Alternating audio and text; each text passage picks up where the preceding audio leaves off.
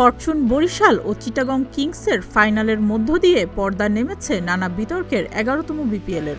৪৬ ম্যাচের বিপিএলের আসর শেষে টুর্নামেন্টের সেরা ১১ জনকে বেছে নিয়েছে জনপ্রিয় ক্রিকেট ভিত্তিক ওয়েবসাইট ক্রিকইনফো। এক নজরে দেখে নেওয়া যাক কারা রয়েছেন সেই একাদশে। বিপিএলের সেরা একাদশে ওপেনার হিসেবে বেছে নেওয়া হয়েছে ফরচুন বরিশালের অধিনায়ক তামিম ইকবালকে। তিনি করেছেন ৪১৩ রান। তামিমের সঙ্গী হিসেবে রয়েছেন টুর্নামেন্টের সর্বোচ্চ রান সংগ্রাহক নাঈম শেখ। খুলনা টাইগার্সের এই ব্যাটার ৫১১ রান করে রীতিমতো তাক লাগিয়েছেন। টপ অর্ডারের আরেক ব্যাটার জাকির হাসানও সুযোগ পেয়েছেন একাদশে। সিলেটের হয়ে ব্যাট হাতে দারুণ ছন্দে ছিলেন তিনি। ওয়ান ডাউনের থাকা জাকিরের ব্যাটে ছিল ৩৮৬ রান। এরপর তালিকায় রয়েছেন বিপিএলের তৃতীয় সর্বোচ্চ রান সংগ্রাহক গ্রাহাম ক্লার্ক। তার মোট রান ৪৮৬। চিটাগংয়ের এই ব্যাটার ফাইনালেও দারুণ ছন্দে ছিলেন।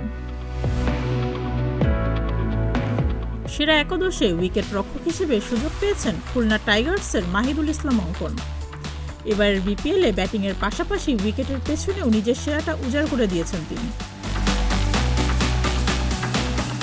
রংপুর রাইডার্সের পাকিস্তানি অলরাউন্ডার খুশদিল শাহ জায়গা পেয়েছেন বিপিএলের সেরা একাদশে। খুশদিল ২৯৮ রান করার পাশাপাশি ১৭ উইকেট নিয়েছেন। খুশদিলের সঙ্গে সেরা একাদশে রাখা হয়েছে চট্টগ্রামের রহস্য স্পিনার আলিসাল ইসলামকে। তিনি টুর্নামেন্টে ১৫ উইকেট নিয়েছেন। সেরা একাদশে রয়েছেন পাকিস্তানি ক্রিকেটার ফাহিম আশরাফ। ফরচুন বরিশালের জার্সিতে তিনি নিয়েছেন ২০ উইকেট।